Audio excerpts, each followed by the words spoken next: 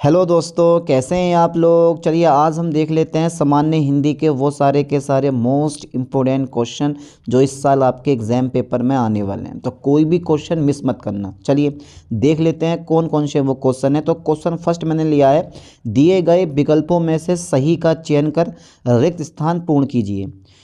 Question first पे ध्यान देना, दिए गए विकल्पों में से सही का चयन कर रिक्त स्थान पूर्ण कीजिए। एक सिंपल सा क्वेश्चन है, 5 रुपये के इजी से भी इजी।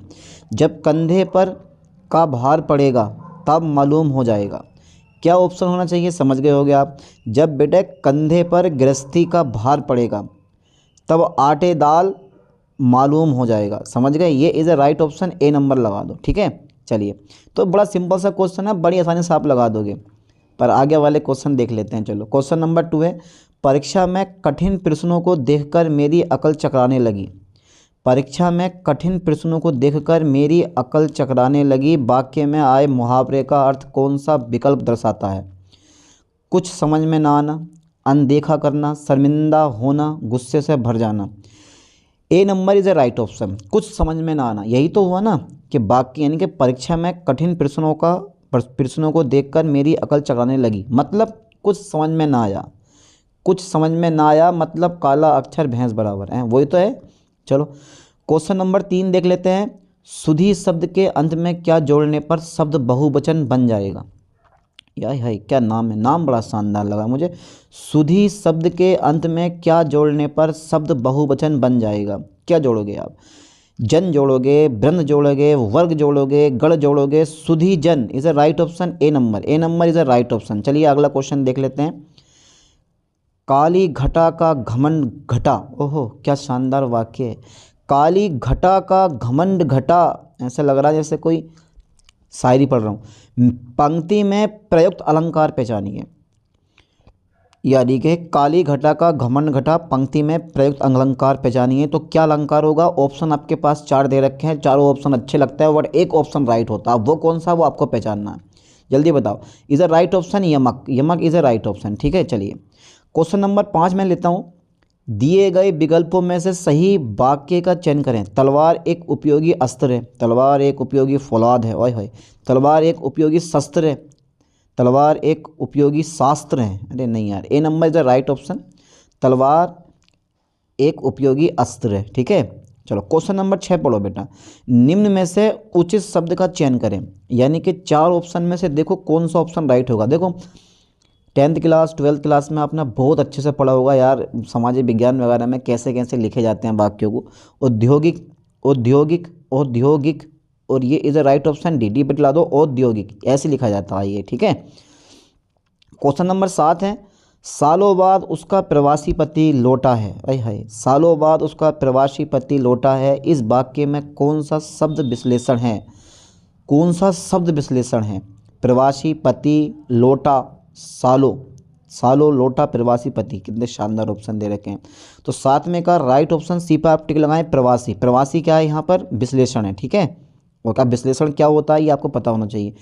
क्वेश्चन नंबर 8 है, काजल की रेख सी कतार है, खुजर की इस पंक्तियों में अर्थालंकार का कौन सा भेद झलकता है। काजल की रेख सी कतार है, तो रूपक, उत्प्रेक्षा, उपमा, मानवीय, कौन सा लग रहा है आपको। आप पहले खुद से सोचो कि सर इसका ऑप्शन जो है राइट वो ये वाला होना चाहिए। जल्दी बताओ, बी पे टिक लगा दो, उत्प्रेक्षा। चलिए आगे देख लेते हैं। अच्छा क्वेश्चन नंबर 9, दिए गए विकल्पों में से कौन सा विकल्प प्रत्यक्ष शब्द का समानार्थी शब्द है। प्रत्यक्ष शब्द का ध्यान दो बेटा, प्रत्यक्ष शब्द का समानार्थी शब्द है नक्षत्र, साक्षात, भवस्मरणीय, अस्मरणीय। तो नमे का राइट ऑप्शन कौन सा होना चाहिए, पहले सोच लो एक बार, तुम एक खुद से सोचो करो, तुम खुद से सोचो फिर देखेंगे। जल्दी बताओ बेटा कौन सा है, फिर से सोचो तुम। तो इज़ अ राइट ऑप्शन, नमे का वी नंबर पर आप टिक लगाएं, साक्षात। ठीक है, ऊपर वाले का भी बी नंबर था हमारा। ठीक है, ओके, चलिए नमा हो गया हमारा। 10वां देख लेते हैं, 10वां देख लेते हैं, निम्न में से किस विकल्प में त्रुटि नहीं है। निम्न में से किस विकल्प में त्रुटि नहीं है। तो किस विकल्प में त्रुटि नहीं है, उस कागज़ पर मैंने हस्ताक्षर कर दिए, उस कागज़ पर मैंने हस्ताक्षर कर दिया, मैंने उस कागज़ में हस्ताक्षर कर दिए, मैंने हस्ताक्षर कर दिया उस कागज़ पर। अरे वाह यार क्या बात है, B number is the right option. चलिए क्वेश्चन नंबर 11 देख लेते हैं, 11 देख लेते हैं, इनमें से कौन सा शब्द अंग्रेजी में अपनाया गया है जिसका अर्थ भिन्न होता है। ईश्वर, जगन्नाथ, प्रभु, भगवान। ईश्वर, प्रभु, भगवान सब एक होते हैं, बट जगन्नाथ जो है वो डिफरेंट वर्ड है। ठीक है, बी नंबर पे टिक लगा दो।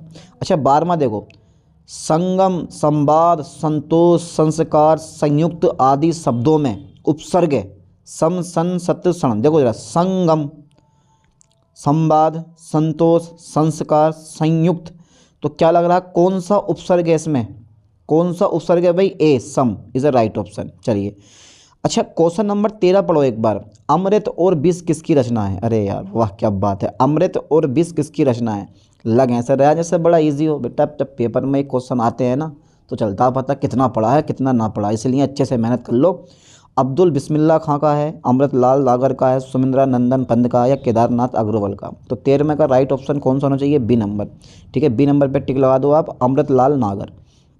चलिए क्वेश्चन नंबर 15 एक बार पढ़ो, वो 14 पढ़ो एक बार, 14 पढ़ो। दिए गए विकल्पों में से शुद्ध वाक्य छांटिए।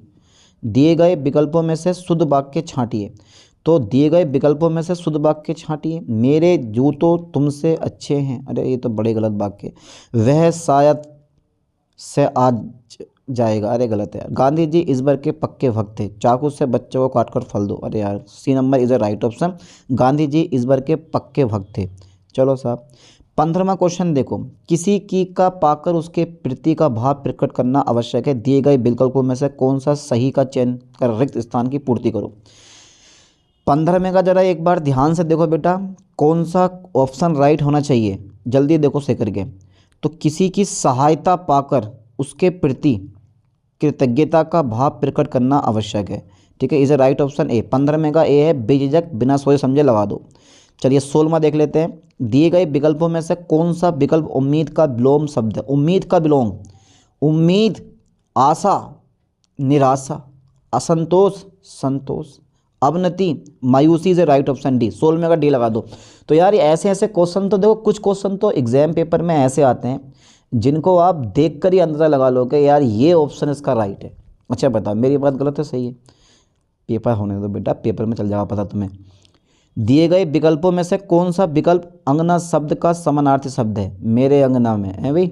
दिए गए विकल्पों में से कौन सा विकल्प अंगना शब्द का समानार्थी है। आंगन, पल्लू, स्त्री, गाम, समानार्थी है। अंगना, अंगना मतलब आंगन, पल्लू, स्त्री, गाम। तो यार ये 17वें का कौन सा राइट ऑप्शन होना चाहिए भाई, आप बताओ जरा खुद से मुझे। ए नंबर, आंगन इज ए राइट ऑप्शन। ठीक है, चलिए क्वेश्चन नंबर 18 है, लोकायतन कृति के लिए सोवियत लैंड नेहरू पुरस्कार किसे दिया गया है। लोकायतन कृति के लिए सोवियत लैंड नेहरू पुरस्कार किसे दिया गया है। तो इसके बारे में सबको पता होना चाहिए, सुमित्रा नंदन पंत को दिया गया है। आगे ऑप्शन पढ़ने की ज़रूरत ही नहीं है, बहुत ही इंपॉर्टेंट क्वेश्चन है, आ सकता है पेपर में, इसलिए छोड़ना मत। ठीक है, लोकायतन कृति के लिए सोवियत लैंड नेहरू पुरस्कार किसे दिया गया, सुमित्रा नंदन पंत को। चलिए क्वेश्चन नंबर 19 देखो, किस शब्द में गण का प्रयोग कर बहुवचन नहीं बनाया जा सकता। गण का प्रयोग कर, नेतागण, ओहो, भक्तगण, ओहो, शिक्षकगण, अरे यार शिक्षक, देवी, देवीगण, शिक्षक गण, हाँ तो शिक्षक गण तो होता है यार, देवी गण, देवी में लग रहा है। बताओ जरा 19वां आप बताओ कौन सा राइट होगा। तो इज राइट ऑप्शन डी, देवी। नेता, भक्त, शिक्षक में सब में गण गण लग के बहुवचन बन जाएगा, बट बेटा देवी में गण लगाया ना, देवी गण। तो यार एक, अरे यार ये वर्ड भी सही से नहीं बैठ पा रहा। चलो क्वेश्चन नंबर 20 देख लेते हैं। निम्न विकल्पों में से पुल्लिंग शब्द कौन सा। पुल्लिंग धरती स्त्रीलिंग है, कुटुंब, मणि, सेना, सेना, देव सेना। तो क्या लग रहा है इसका बेटा, बी लगाओ, कुटुंब इज अ राइट ऑप्शन। चलिए क्वेश्चन नंबर 21 देखो, दिए गए विकल्पों में से कौन सा विकल्प निषीध का अर्थ है। भाव, आधी रात, चंद्रमा, निस में स्थिर रहना। अरे नहीं यार, भानु, भाव नहीं यार, भानु, आधी रात, चंद्रमा, निस में स्थिर रहना। तो क्या लग रहा है बेटा 21 का राइट ऑप्शन, जल्दी बताओ फास्टली। भाई क्या लग रहा है आपको, वी नंबर पे टिक लगा दो, आधी रात इज अ राइट ऑप्शन। चलिए मैं आगे बढ़ाता हूँ। क्वेश्चन नंबर 22 देखो, दिए गए विकल्पों में से कौन सा विकल्प संक्षिप्त का विलोम शब्द है। संक्षिप्त, संक्षिप्त शॉर्ट है भाई, इंग्लिश में कहते हैं शॉर्ट का विलोम शब्द है। विलोम मतलब उल्टा। सीमा, विकास, विस्तृत होना चाहिए, ये तो सबको पता होगा यार, इसके बारे में तो आराम से आप कवर कर लोगे। तो 22 में का C number is a right option होना चाहिए। ठीक है, सी नंबर है विस्तृत। ये तो आप पढ़ते हैं लघु दीर्घ उत्तरीय, दीर्घ भी, अगर दीर्घ आए ना तो दीर्घ भी होता है इसका मतलब। ठीक है, अच्छा, इनमें से कौन सा जल्दी बताओ बेटा, इनमें से कौन सा तत्सम शब्द नहीं है? तत्सम शब्द चसु, श्रृंगार, उष्ट या दधि, दधी, कौन सा जो है वो तत्सम शब्द नहीं है? जल्दी बताओ बेटा। 23 में का राइट ऑप्शन बी पे आप टिक लगा दें, श्रृंगार इज अ राइट ऑप्शन। ठीक है, चलिए अगला क्वेश्चन देखते हैं। 24वां क्वेश्चन देखते हैं। प्रेम में भगवान रचना के लिए जिनेंद्र को किस पुरस्कार से सम्मानित किया गया?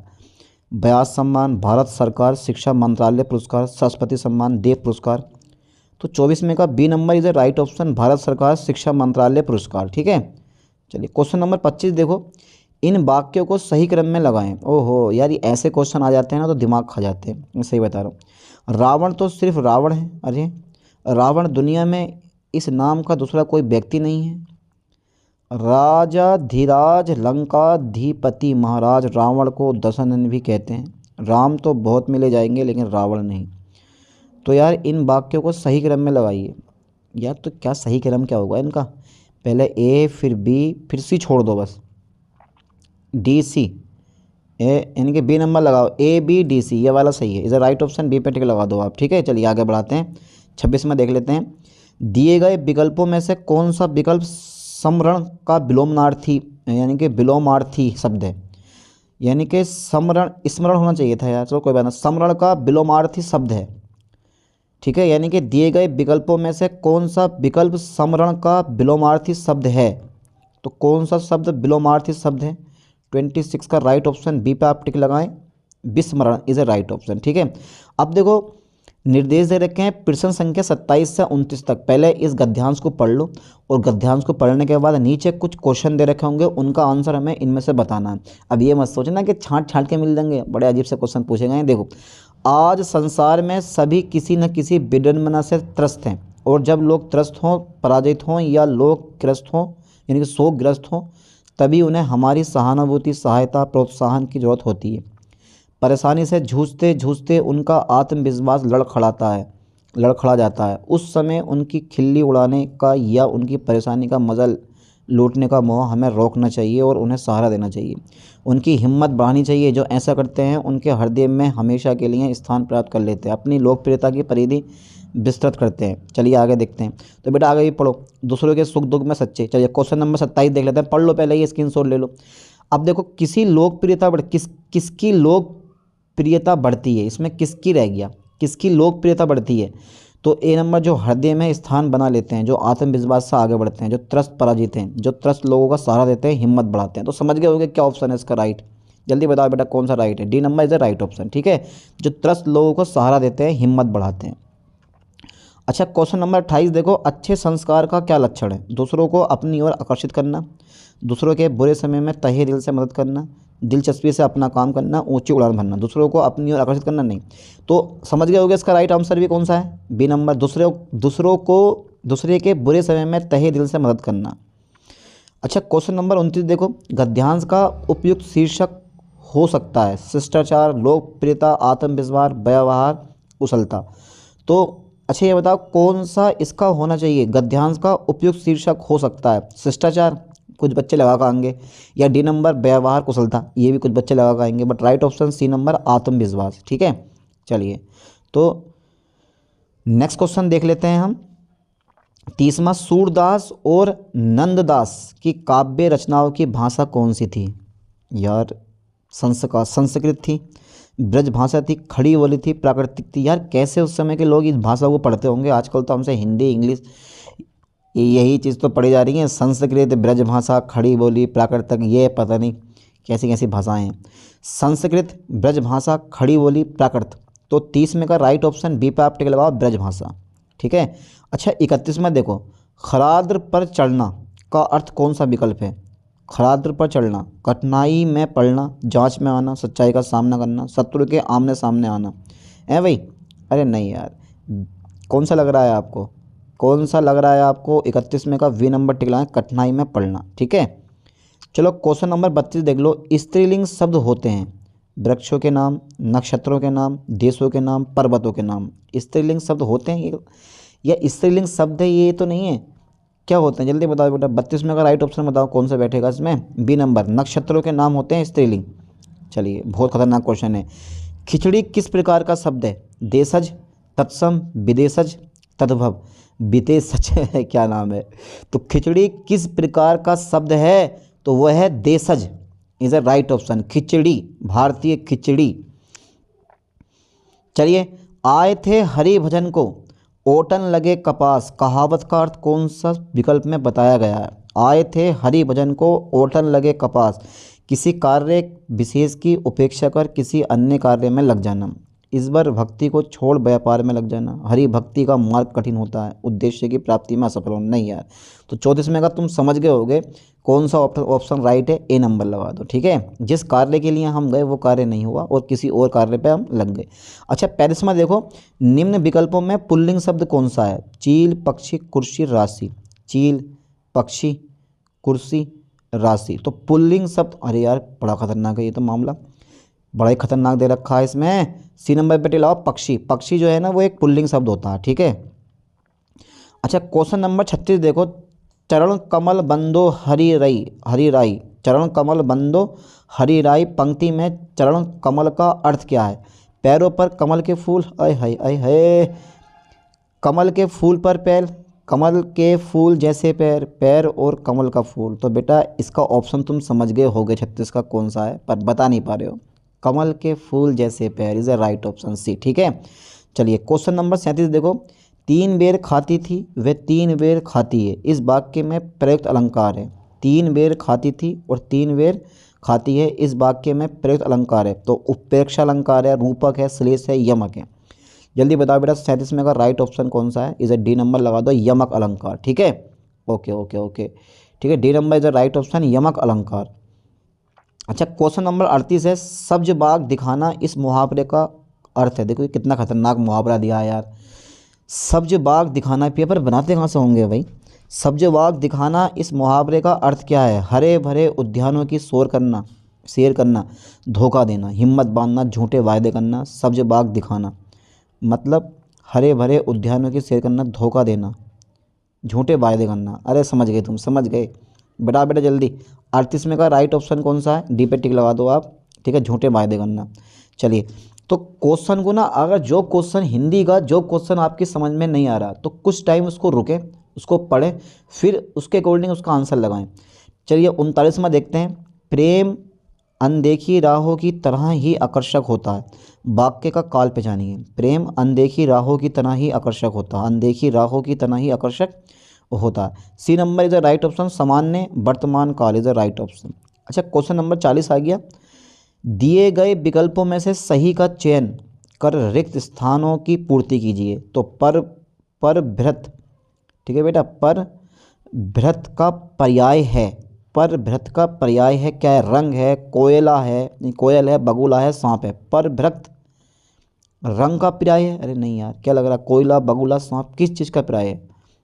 जल्दी बताओ। 40 में का बी नंबर पर टिक लगा दो, कोयल का। ठीक है, यानी कि परभृत कोयल का प्रत्यय है। ठीक है, तो इस तरह से हमने इस लेक्चर में सामान्य हिंदी के 40 क्वेश्चन देख लिए।